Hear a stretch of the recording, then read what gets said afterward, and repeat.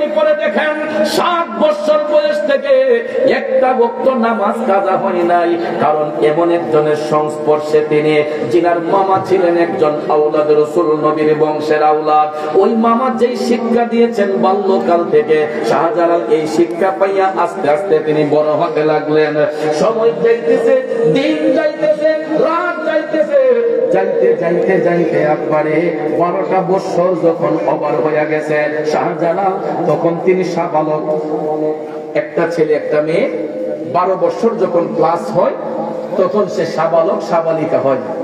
এটাও কিছু সিম্পটমের দ্বারা আমরা বুঝতে পারি একটা ছেলে যখন বালেগ হয়, একটা মেয়ে যখন সাবালিকা হয়, কিছু সিম্পটম দ্বারা আল্লাহ তাআলা আমাদেরকে বোঝার ক্ষমতা দিয়েছেন, ঠিক কিনা বলেন? এই জন্য যুবক ভাই, কষ্ট হইতেছে, রাগ করছে, এই সৌরিয়া গ্রামে জীবনে বহুবার আসছি, অনেকবার আসছি, কত ভালোবাসার মানুষ আজকে হারাইয়া গেছে। যদিও সব সময় না আসি, টেলিফোন দিয়ে খবর রাখি, মাঝে মধ্যে অনেকেই বলে হুজুর অমুক তো মারা গেছে, অমুক মারা গেছে। আজকে অনেক মায়ের মানুষগুলা চোখের সামনে নাই, একদিন নিজেও হারিয়ে যাবে। বাজার মাঝে মধ্যে একটু উচ্চবাক্য কথা বলি, কষ্ট পানা করা। বাবাজিরা আমার, অনেক লম্বা আলোচনা, একটু মনোযোগ দিয়ে শুনতে হবে। 12 বছর যখন ক্লাস হয়, ছেলে মেয়েরা সাবালক সাবালিকা হয়। বাবা শাহজালালের বয়স যখন 12 বছর ওভার হইল, তখন থেকে তিনি তাহাজ্জুদ গুজারত। 7 বছর বয়স থেকে 12 বছর বয়স যখন হইল, তিনি ইলমে মারিফত অর্জন করলেন। ইলমে মারিফত, ইলমে শরীয়ত, ইলমে তরিকত, হাকিকতের জ্ঞানে পাক্কাপোক্ত হইয়া উনার মামার কাছ থেকে ইলমে হাদিসের সনদ লইলেন। শাহজালাল রহমাতুল্লাহ আলাইহি ইলম শিক্ষায় পরিপূর্ণতা অর্জন করে 12 বছর বয়সে হঠাৎ একদিন ইয়ামেন দেশে তিনি যেই রুমের মধ্যে ঘুমাইতেন, ওই রুমের মধ্যে এশারের নামাজ পড়ে যখন শুইতে গেলেন, রাত নিশীথে শাহজালাল স্বপ্নে দেখে আমার মদিনার কামলিওয়ালা নবীজি শাহজালাল বাবার স্বপ্নের ঘরে আইসা হাজির হইয়া গেছে। আর যুবক বন্ধুরা, ও মুরব্বী বাবাজিরা, শাহজালাল রহমাতুল্লাহ আলাইহির কথা বলেছিলাম, ওনার 12 বছর বয়সে স্বপ্নের ঘরে তিনি দেখতেছেন মদিনার কামলিওয়ালা নবী আয়েশা হাজির। আল্লাহর হাবিব সাল্লাল্লাহু আলাইহি ওয়াসাল্লাম স্বপ্নের ঘরে বাবা শাহজালালকে দিদার করে বলতেছেন, হে শাহজালাল, আর তোমাকে ইয়ামেন দেশে থাকতে হবে না, তুমি ভারতবর্ষে ইসলামের খেদমতে রওনা হয়ে যাও। ভারতবর্ষে ইসলামের ক্ষেত্রে স্বপ্নের করে রাসূল আদেশ করলেন। শাহজালাল স্বপ্ন থেকে জাগ্রত হয়ে তিনি চমকে গেলেন, তার চেহারার মধ্যে নূরান্বিত ভাব চলে আসলো। তিনি এত খুশি, নবীর দেখা পাইয়া শাহজালাল আনন্দে আত্মহারা। এমন সময় দেখা যায় একই রাতের বেলায় সৈয়দ আহমেদ কবির রেফাইও ঘুমের ঘরে যখন গেলেন, আমার মদিনার কামলিওয়ালা নবী সন্ন্যতে সৈয়দ আহমেদ কবির রেফাইকে একই রাতে দিদার দিলেন। এই আহমেদ কবির, তোমার বাগিনা শাহজালালকে ভারতবর্ষে পাঠাইয়া দাও। তিনিও স্বপ্ন দেখে অবাক। এবার রাত গেল, ফজরের টাইমে ফজরের নামাজ পড়ার জন্য হযরতে শাহজালাল মসজিদে গেলেন, হযরতে সৈয়দ আহমেদ কবির মসজিদে গেলেন। মামা ভাগনা দুইজনে মিলিয়া ফজরের নামাজ পড়তে গেলেন। ইমামতির মুসল্লায় হযরতে সৈয়দ আহমেদ কবির রেফাই, মুক্তাদির মুসল্লায় হযরতে শাহজালাল। ফজরের নামাজ জামাতের সহিত আদায় করার পরে নামাজের মুসল্লার মধ্যে বসিয়া হযরতে বাবা শাহজালাল ডাক দিয়া বলতেছেন, মামা, আমি গত রাত্রে দয়াল নবীর স্বপ্নে দেখেছি।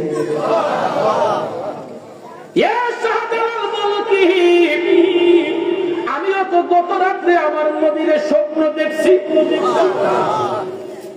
বাগিনা কয়, মামা আমি নবীরে দেখছি। মামা তো বাগিনা আমিও নবীরে দেখছি। সৈয়দ আহমেদ কবির রেফাই বলতেছেন, শাহজালাল বলো তুমি কি দেখছো? শাহজালাল বাবা বলতেছেন, মামা আপনি কি দেখছেন?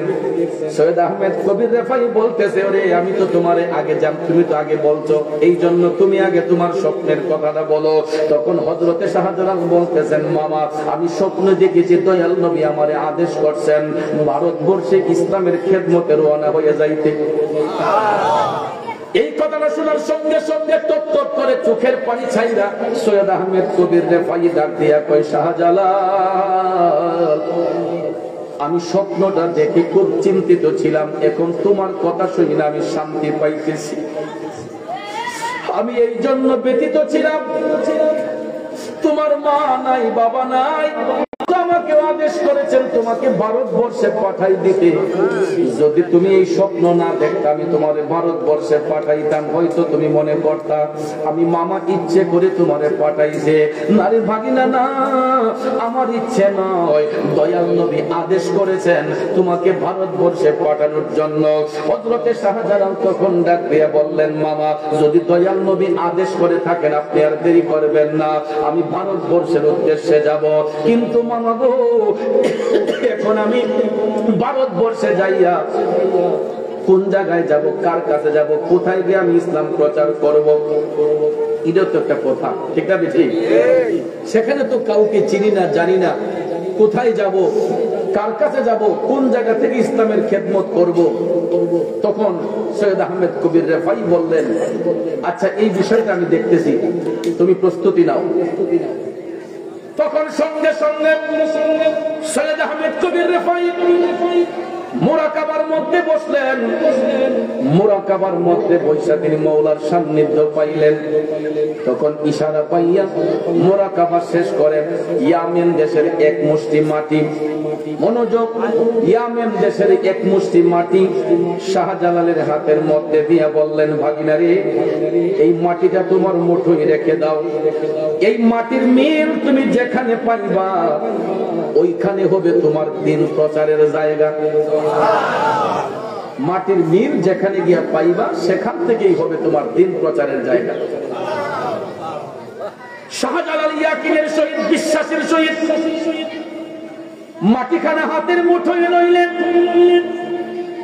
যখন বাগিনা শাহজালাল তৈরি হইলেন, মামার বড় মায়া লাগতেছে, বাগিনাটারে কেমনে একা একা পাঠাই।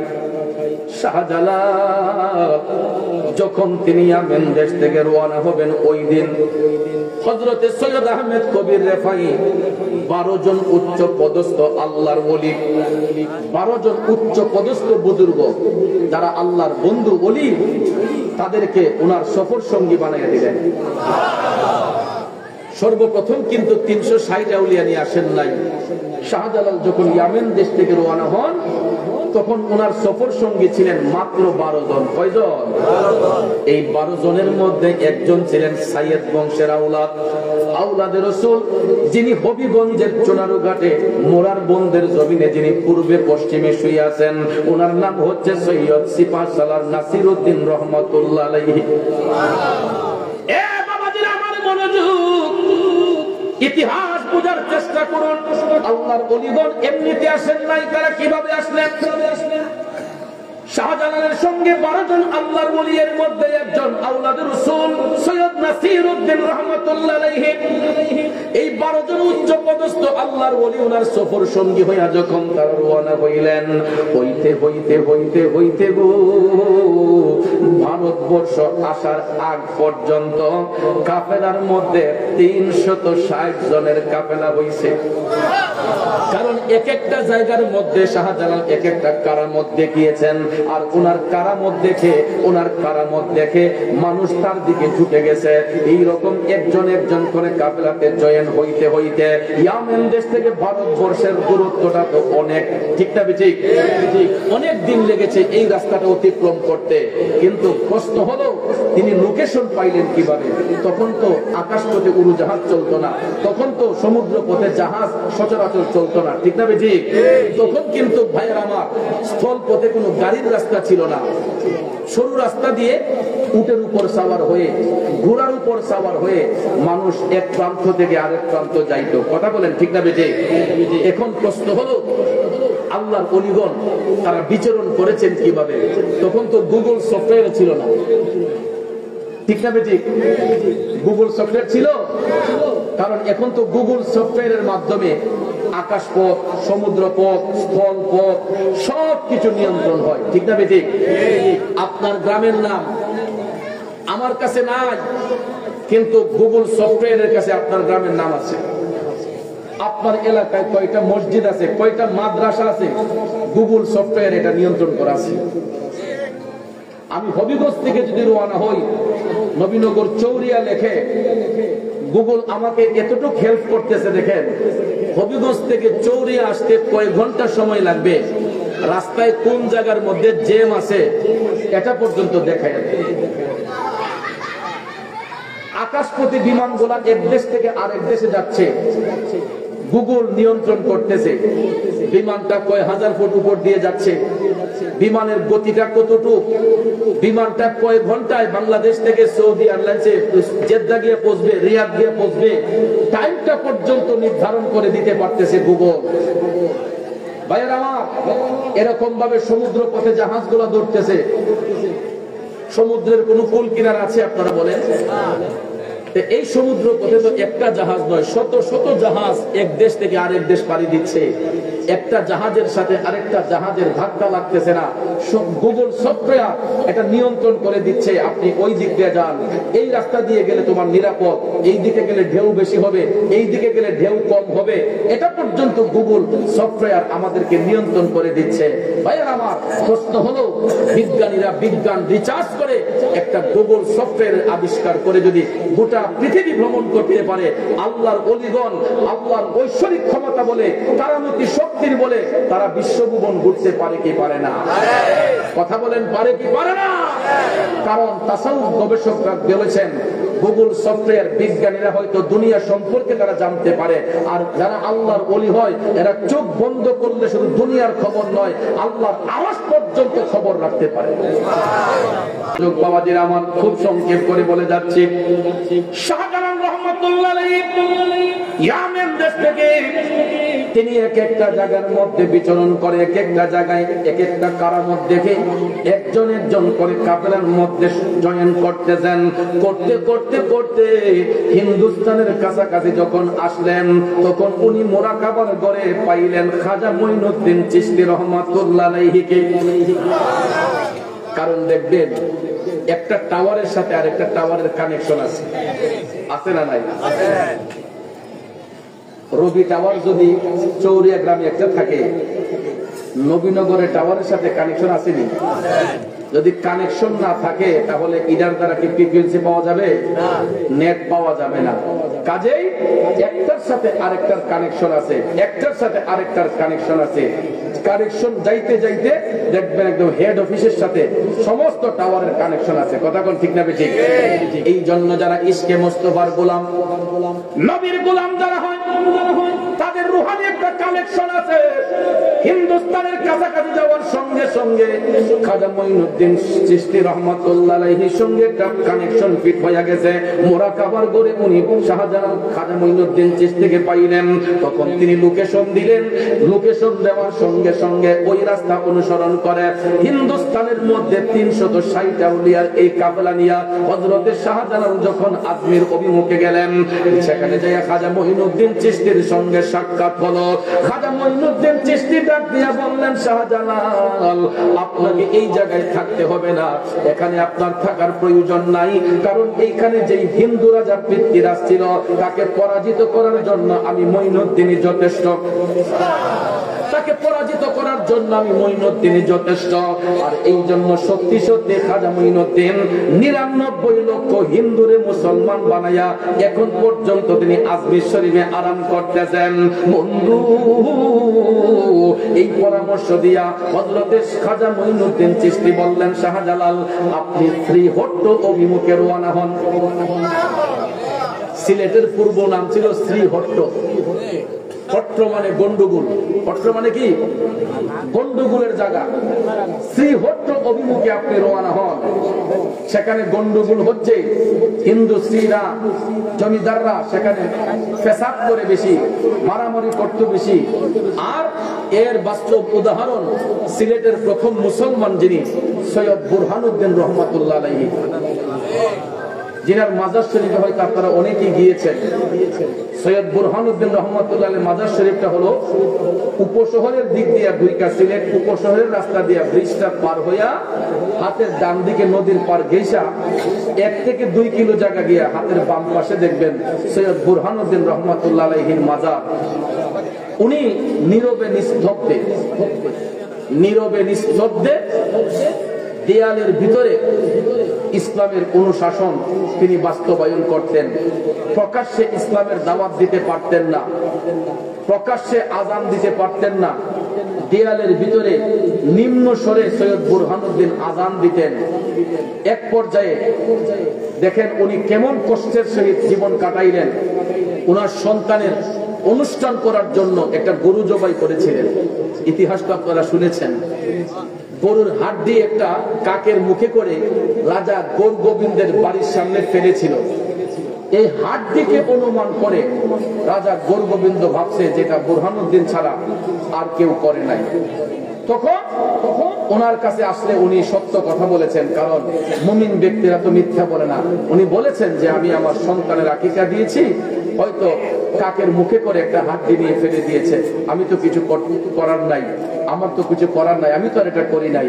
কিন্তু এত বিনয় করে বলার পরেও পিতা পুত্রকে রাজার আদেশে গৌর গোবিন্দের আদেশে ধরে নিয়ে রাজা গৌর গোবিন্দ তার প্রাসাদের সামনে, রাজপ্রাসাদের সামনে ওনার কলিজার টুকরা শিশু সন্তান হযরতে সৈয়দ গুলজারে আলমকে গলা কেটে জবাই করে শহীদ করেছে। এটাও ইতিহাস জেনে রাখবেন, বাংলাদেশের সর্বপ্রথম শহীদ মুসলমান হলো শিশু গুলজারে আলম। কারবালার ইতিহাস করে আমরা দেখেছি ইমাম হুসাইন রক্তের বিনিময়ে গোটা পৃথিবীতে ইসলামকে তাজা করেছেন, আর বাংলার জমিনে ইসলামকে তাজা করেছেন সেই হুসাইনি আদর্শের উত্তরসূরি সৈয়দ গুলজারে আলম। ওনার রক্ত ঢেলে দিয়ে ওনার গলার মধ্যে ছুরির আঘাত লাগিয়ে বাংলাদেশের সর্বপ্রথম শহীদ হয়েছিলেন ইসলামের জন্য শিশু গুলজারে আলম রহমাতুল্লাহ আলাইহি। জোরে কন্যা সুবহানাল্লাহ। বলেন কোন বাবাটা সহ্য করবে? একজন বাবার চোখের সামনে যদি তার সন্তানকে জবাই করা হয়, কোন বাবা কি নিজেকে সামলাতে পারবে? আপনারা বলেন পারবে? আপনার চোখের সামনে আপনার সন্তানকে যদি কেউ জবাই করে, আপনি কি ছাইড়া দিবেন? কিন্তু ভাইয়ের আমার, ইসলামের জন্য, ইসলামের কল্যাণের জন্য সৈয়দ বুরহানুদ্দিন রহমাতুল্লাহ আলাইহি এই আত্মত্যাগ দিলেন যে আমার সন্তান আল্লাহর দেওয়া আমানত ছিল। আমার সন্তান সত্য কাজ করার জন্য, আজকে ভালো কাজ করার জন্য আমার সন্তানের গলার মধ্যে ছুরি এসেছে। তিনি হাসি মুখে সেটা গ্রহণ করেছেন, কিন্তু হৃদয়ে রক্তকরণ হচ্ছে। খাজা মঈনুদ্দিন শাহজালাল রহমাতুল্লাহ আলাইহিকে বলতেছেন, শাহজালাল শ্রীহট্ট অভিমুখে আপনি রওনা হন, সেখানে মুসলমান বুরহানুদ্দিন আপনার জন্য অপেক্ষা করতেছেন। আমাদের মুসলিম ধর্মের অনুসারী সৈয়দ বুরহানুদ্দিন আপনার জন্য অপেক্ষা করতেছে। যার চোখের সামনে যার সন্তানকে জবাই করা হয়েছে, এই কথা শোনার পরে হযরতে শাহজালাল চোখের পানি টপ টপ করে ছেড়ে কান্না শুরু করে দিয়া 360 আউলিয়ার এই বিশাল কাফেলা নিয়া তিনি শ্রীহট্ট অভিমুখে রওনা হইয়া আস্তে আস্তে আস্তে সুরমা নদীর তীরবর্তী স্থানে যখন আসলেন, মুরাকাবার করে বুরহানুদ্দিন রহমাতুল্লাহ আলাইহিকে পাইলেন। উনি লোকেশন দিলেন, লোকেশন অনুসারে সুরমা নদীর পারে যখন আসলেন, আসার পরে ওই জায়গার মধ্যে একটা আরাম ফিল অনুভব করতেছেন। তখন ওনার সফর সঙ্গী একজন, ওনার মূল নামটা আজও পর্যন্ত কেউ বলতে পারে না, কারণ ওনার উপাধি হইল চাষনি পীর। কি পীর? চাষনি পীর। চাষনি পীর কেন হইছে? শাহজালাল রহমাতুল্লাহ আলাইহির হাতের মধ্যে যেই মাটি ছিল, ওই মাটিটা তিনি জিহ্বার মধ্যে লাগিয়েছিলেন, আর সুরমার পারের মাটিটা জিহ্বাতে লাগিয়েছিলেন, যেটাকে সয়েল টেস্ট বলা হয়। বিজ্ঞানীরা বিজ্ঞান গবেষণা করে সয়েল টেস্ট করে, আর আল্লাহর ওলিগণ আল্লাহর ঐশ্বরিক ক্ষমতা বলে তাদের জিহ্বার মধ্যে দিয়ে টেস্ট করে ফেলে। চাষনি পীরের মাজার শরীফ সিলেটে হয়তো অনেকে চিনেন না। এ ভাইরা আমার, চাষনি পীরের মাজারটা হলো শাহজালাল রহমাতুল্লাহ আলাইহির মাজারের মেইন গেট দিয়ে বার হইয়া হাতের বাম পাশে ঢুকবেন, বড় রাস্তাটা দিয়ে সামনের গেট দিয়ে বড় রাস্তাটা পার হয়ে হাতের বাম দিকে ঢুইকা আবার একটু জায়গা গিয়ে ডান দিকে দেখবেন শাহপরান রোড। এই শাহপরান রোডে গিয়া মাত্র 5 মিনিট সময় গাড়ি লাগে। হাতের বাম পাশে আরেকটা রাস্তা গিয়ে অনেক উঁচু জায়গার মধ্যে দেখবেন চাষনি পীরের মাজার, যেখানে শত শত বানর, শত শত বানর আপনারা হয়তো অনেকে দেখেছেন। এখন প্রশ্ন হলো যে হুজুর এখানে এত বানর কেন? অন্য কোনো অলির মাজারে বানর নাই, এখানে বানর কেন? এটার কারণ হলো চাষনি পীর রহমাতুল্লাহ আলাইহি যেখানে গিয়ে মেডিটেশন করতেন, মুরাকাবা করতেন, এটা অনেক উঁচু একটা জঙ্গল ছিল। সেখানে হিংস্র কিছু প্রাণী যেমন বাঘ, সিংহ, এইগুলা আইসা ওনাকে ইবাদতের মধ্যে ব্যাঘাত সৃষ্টি করত। তখন ওই বানর গুলা গিয়া ওই হিংস্র প্রাণীগুলাকে তাড়াইয়া দিত। এই বানর গুলা আল্লাহর ওলির হেফাজতের জন্য, চাষনি পীর রহমাতুল্লাহ আলাইহির হেফাজতের জন্য হিংস্র প্রাণীগুলাকে তাড়াইয়া দিত। আজও পর্যন্ত ওই বানরগুলা আল্লাহর ওলি চাষনি পীর রহমাতুল্লাহ আলাইহির সেবার মধ্যে নিয়োজিত। আর দেখেন আমরা মানুষ হইয়া অলির মাজার ভাঙ্গি, আর একটা বনের পশু বানর, এই বানর পর্যন্ত আল্লাহর ওলির তাজিম অন্তরে রাখে। আমরা তো পশুর চেয়ে অধম হয়ে গেছি ওলি আল্লাহর সাথে বিয়াদবি করে। ঠিক না ঠিক? আমার কথাই কি রাগ করতেছে? বাবাজিরা আমার, চাষনি পীর রহমাতুল্লাহ আলাইহির উপাধি হবে এটা, ওনার মূল নাম আজও পর্যন্ত কেউ জানে না। বন্ধুরা আমার, বাবাজিরা ওনার জিহ্বার মধ্যে লাগাইয়া সোয়েল টেস্ট করে বলছিলেন হুজুর মাটির মিল পাওয়া গেছে, মাটির মিল পাওয়া গেছে। আপনার হাতের মুঠোর মাটি সুরমা নদীর পাড়ের মাটির মধ্যে একই স্বাদ, একই টেস্ট। যুবক বন্ধুরা, সঙ্গে সঙ্গে শাহজালাল সফর সঙ্গীদেরকে বলতেছেন, উনি হচ্ছেন বুরহানুদ্দিন, সিলেটের প্রথম মুসলমান। সবাই উনার সঙ্গে মুসাফা করলেন, মুআনাকা করলেন। নদীর পাড়ে অবস্থান করার সঙ্গে সঙ্গেই দেখা যায় নদীর ঘাটের মাঝিগুলা যখন মুসলমানদের এই বিরাট বড় কাফেলা দেখছে, এরা সংবাদ নিয়ে চলে গেছে রাজা গুরগোবিন্দের কাছে। গিয়া কয়, রাজা মশাই, বিশাল বড় এক মুসলিমদের কাফেলা নদীর পাড়ে অবস্থান করছে, এরা যে কোনো মুহূর্তে নদী পার হতে পারে। রাজা গুরগোবিন্দ কয়, তোমাদের মধ্যে কেউ যদি তাদের কাফেলার কাউকে পার করে নদীর পাড়ে জীবিত পুঁতে রাখা হবে। নাউজুবিল্লাহ। জানের ভয়ে, জানের ভয়ে কেউ একটা মাঝিও মুসলমানদের কাফেলা, শাহজালালের কাফেলার কাউকে পার করতে রাজি হয়নি। দরকার নাই ভাইরা আমার। তারা অবস্থান করতে করতে হঠাৎ করে দেখা যায় আসরের ওয়াক্ত হয়ে গেছে। কিসের ওয়াক্ত? আসরের ওয়াক্ত হয়ে গেল।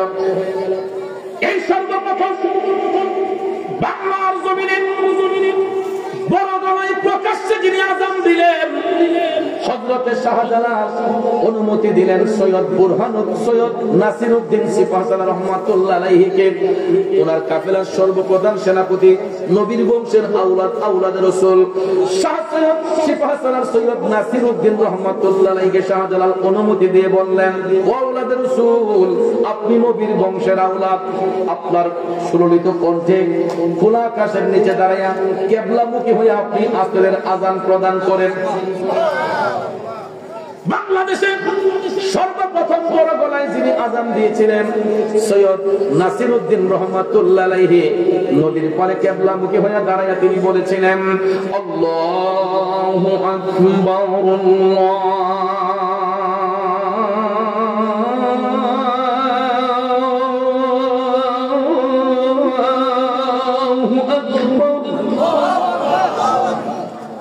এই অস্ত্রের পাওয়ারটা কম না বেশি?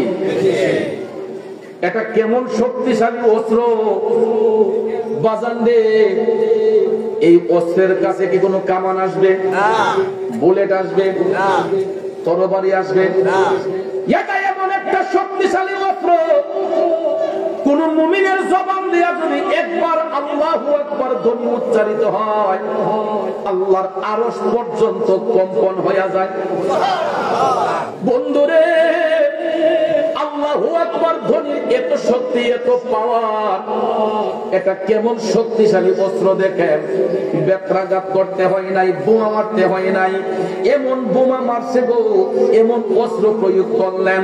সৈয়দ নাসিরউদ্দিন রহমাতুল্লাহ আলাইহি নদীর পাড়ে দাঁড়িয়ে যখন আল্লাহু আকবার আল্লাহু আকবার বললেন, এই অস্ত্রের পাওয়ারে রাজা গুরু গোবিন্দের দেয়ালের একটা সাইড ঠাস করে ধসে পড়ে গেছে। এত শক্ত প্রাচীর, এত শক্ত প্রাচীর হঠাৎ করে ধসে পড়ে গেল।